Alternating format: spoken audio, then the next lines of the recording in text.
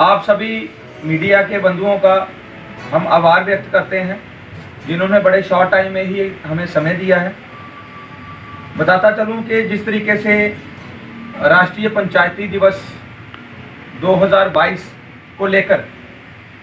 भारत के माननीय प्रधानमंत्री नरेंद्र भाई जी जिला सांबा की पंचायत पल्ली में कल आ रहे हैं। एक पंचायत जो कि जिला सांबा में पड़ती है पल्ली, उस पंचायत के एक गांव में कुछ दिनों से विकास को गति देकर जिस तरीके से पंचायत का सशक्तिकरण किया जा रहा है, एम्पावर की जा रही है पंचायत को, वहाँ पे विकास गति को गति देकर विकास करवाया जा रहा है। उसी उपलक्ष्य पे कुछ समस्याएं जो कि हमारे केंद्र शासित प्रदेश जम्मू संभाग जिला सांबा के लोगों की, जिनमें हमारी महिलाएं, जिनमें हमारे किसान, जिनमें हमारे युवा जो शक्ति है, जिसमें हमारे जाट समुदाय है, जिसमें हमारे ऐसी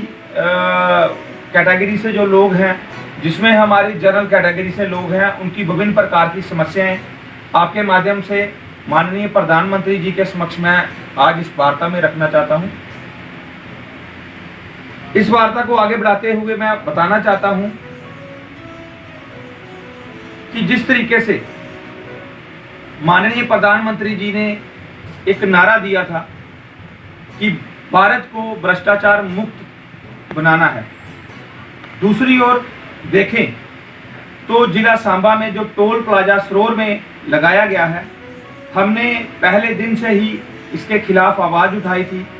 हमने सरकार को चेताया था, उपराज्यपाल प्रशासन को चेताया था कि इस टोल को लगाकर नेशनल हाईवे फी रूल की धज्जियां उड़ाई जा रही हैं, कानून की उल्लंघना की जा रही है। लेकिन बदकिस्मती है कि 2015 से लेके 2022 है, आज तक हमारी किसी ने नहीं सुनी। खैर, देर आए दुरुस्त आए। हमारे हाल ही में केंद्रीय मंत्री नितिन गडकरी जी ने संसद में अपने संबोधन में ये बात को स्वीकार करा है कि 60 किलोमीटर के दायरे में जो टोल प्लाजा आते हैं वो अवैध करार दिए हैं, और उन्होंने 3 महीने का समय मांगा है इसको हटाने के लिए। मैं आपके माध्यम से माननीय प्रधानमंत्री जी को आग्रह करना चाहता हूं, उनसे अनुरोध करना चाहता हूं कि अगर टोल प्लाजा अवैध हैं तो उसके लिए हटाने के लिए 3 महीने टाइम क्यों? दूसरा, जो 2015 से आज 2022 तक लोगों से अवैध तरीके से टोल जो यहाँ से लिया गया है, वो टोल का पैसा लोगों को वापस लौटाया जाए। लोगों को मानसिक प्रताड़ित जो इस समय में हुए थे उनको कंपनसेशन दिया जाए। अगर ऐसा नहीं होता तो कहीं ना कहीं हमारे माननीय प्रधानमंत्री जी का जो नारा है वो जमीनी सतह पर असफल रहेगा। दूसरी जो हमारी मांग है, मुख्य तौर पे हमारी जिला सांबा में 101 पंचायतें हैं। एक पंचायत को आदर्श पंचायत बनाने के लिए, मॉडल पंचायत बनाने के लिए करोड़ों रुपए का पैसा एक ही गांव में लगाया जा रहा है। तो मैं बताना चाहता हूं, जिला सांबा में हमारे लगभग 101 पंचायत है। अगर एक पंचायत के सशक्तिकरण के लिए जहां माननीय प्रधानमंत्री जी आ रहे हैं उसको रातों रात चमकाया जाता है, लेकिन जहां हमारी जिम्मेदारी को एक संदेश देना चाहिए कि किस तरीके से जो बाकी जम्मू कश्मीर में, केंद्र शासित प्रदेश में, जम्मू संभाग में और हमारे जिला सांबा में जो पंचायतें रहती हैं उसको किस तरीके से सशक्तिकरण किया जाएगा, उसको किस तरीके से एम्पावर किया जाएगा, किस तरीके से उन पंचायतों को विकास के रास्ते पे लाया जाएगा, विकास को वहां पे गति दी जाएगी। यहाँ पे माननीय प्रधानमंत्री जी को मैं बताना चाहता हूं कि जम्मू कश्मीर में बेरोजगारी का जो स्तर है, बेरोजगारी का जो दर है वो 25% हो गया है, जो कि एक चिंता का विषय है। 25% जो बेरोजगारी का दर होने के कारण हमारे बेरोजगार पढ़े लिखे जो युवा हैं वो आज दरबदर हैं, मानसिक तौर पे वो प्रताड़ित हैं, मानसिक तौर पे कहीं ना कहीं वो बीमार हैं। उस तरीके से हमारी जो एंटी नेशनल ताकतें हैं वो हमारे युवाओं को टारगेट करके कहीं ना कहीं नशे की ओर धकेल रही हैं। मेरा आपके माध्यम से ये भी अनुरोध माननीय प्रधानमंत्री जी से रहेगा कि युवाओं को एम्पावर करने के लिए, बेरोजगारी दूर करने के लिए कड़े कदम उठाए जाएं, ताकि जो बढ़ता नशाखोरी है, बढ़ती चोरी है, बढ़ते जो अपराध हैं, उसमें कहीं ना कहीं रोक लग सके। तीसरा, हमारी रामगढ़ जो निर्वाचित क्षेत्र है उसको जो है रिजर्व कर दिया गया है और विजयपुर निर्वाचित क्षेत्र को जो है वो अनरिजर्व किया गया है। मेरी आपसे, आपके माध्यम से प्रधानमंत्री जी से ये भी अनुरोध रहेगा कि रामगढ़ जो क्षेत्र है कानूनी तौर पे वो जो है वो सामान्य जाति के लोगों के लिए उस सीट को ओपन किया जाए और जो विजयपुर निर्वाचित क्षेत्र है ये हमारी ऐसी कैटेगरी जो है उन लोगों के लिए इसको जो रिजर्व किया जाए। तो मैं समझता हूं ये दोनों वर्ग, दोनों जातियों के साथ कहीं ना कहीं एक इंसाफ होगा। बताना चाहता हूं कि महंगाई के मुद्दे को लेकर, बेरोजगारी के मुद्दे को लेकर, युवाओं के मुद्दे को लेकर और हमारे विभिन्न विभागों में जो हमारे कर्मचारी अस्थाई जो तौर पे काम कर रहे हैं, कोरोना काल में जब लॉकडाउन था, हमारे जम्मू कश्मीर की जो भाजपा की लीडरशिप है ये उनको फूल मालाएं देकर सम्मानित करते थे, लेकिन आज जब वो अपने हक की बात करने के लिए सड़कों पर आए हैं और दूसरी ओर यही उपराज्यपाल साहब का प्रशासन उन पे जो लाठियां बरसा रहा है, ये कहीं ना कहीं अफसोसजनक है। आपके माध्यम से मैं प्रधानमंत्री जी से ये विनम्र अनुरोध करूंगा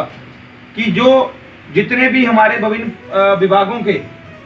अस्थाई जो कर्मचारी काम कर रहे हैं उनको स्थायी किया जाए,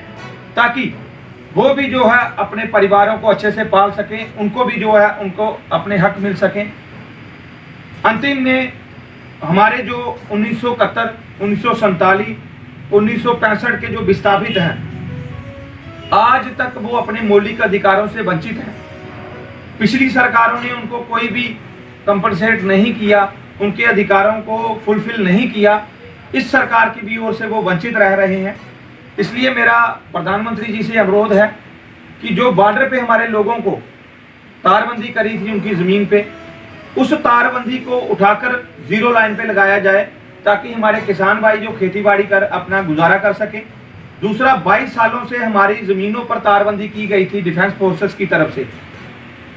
उसका जो है हमारे किसानों को मुआवजा दिया जाए, ताकि हम भी ये कहें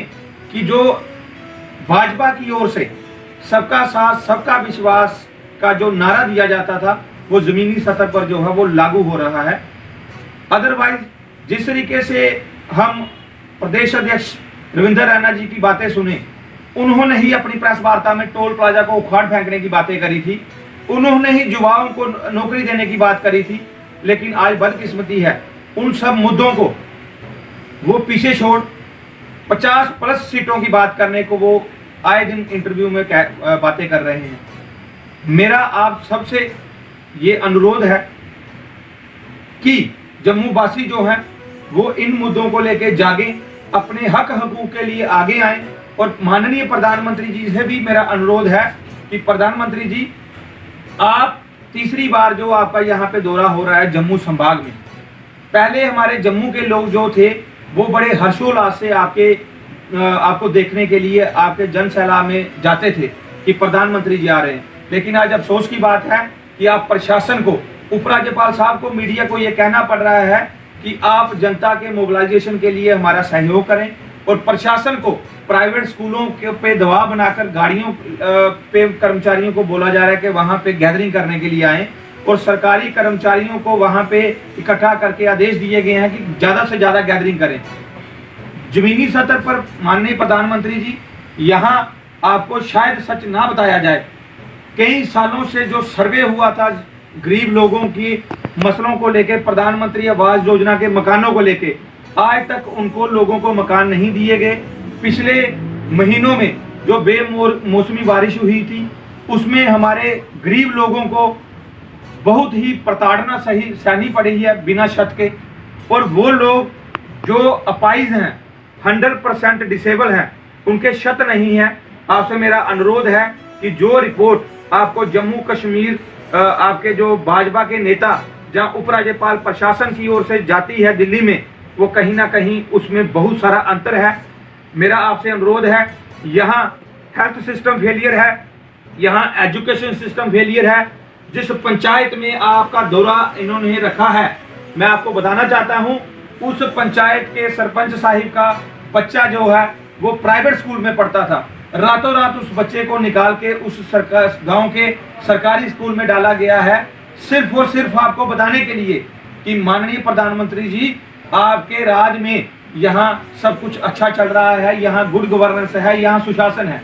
परंतु इन सब चीजों को अगर आप जमीनी सतह पर देखें, यहाँ माइनिंग माफिया जिला सांबा में सक्रिय है, जिसके कारण गरीब आवाम को, गरीब लोगों को, मध्यम वर्ग के लोगों को मकान बनाने में भी दिक्कत आ रही है।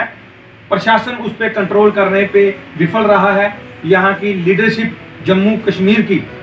फेलियर रही है। सो मेरा आपसे अनुरोध है, आपका एक बार फिर मैं शूरवीरों की धरती पे, शहीदों की धरती पे, किसानों की धरती पे आपका हम अभिवादन करते हैं, स्वागत करते हैं। परंतु आपसे ये मेरा विनम्र अनुरोध रहेगा कि मेरे द्वारा जो जमीनी सतह की समस्याएं मैंने मीडिया के माध्यम से आपके समक्ष रखी हैं, कृपया इस पे गौर देकर इन सब समस्याओं का समाधान करेंगे। जय हिंद, जय भारत।